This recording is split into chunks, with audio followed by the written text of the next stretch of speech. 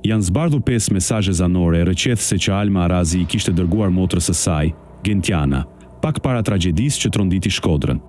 Ajo rrëfem për gjendjen e rënduar psikologjike nga dhuna, depresioni i vazhdueshëm që përjetonte në martesën me bashkëshortin e saj, Erdgys Arazi.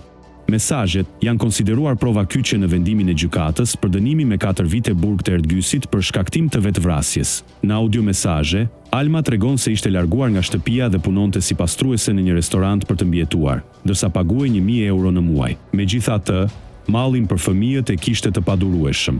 Ajo përshkrua momente kur vajza e saj shpërthente në lot për mungesën e nënës, por urdhërohej nga ati të heshte dhe të mos qante.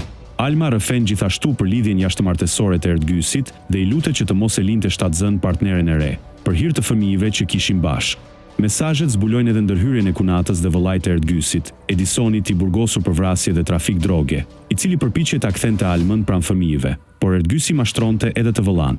Në një prej mesazheve të fundit, Alma shpreh bindjen se kunata Vali kishte ndikuar në ndarjen e tyre, duke i bllokuar kontaktet me urdhër të Erdgysit. Pak më vonë, Alma do të merrte vendimin fatal, duke u mbytur bashkë me 3 fëmijët në lumin Buna, një ngjarje që mbetet një nga tragjeditë më të rënda familjare në Shkodër.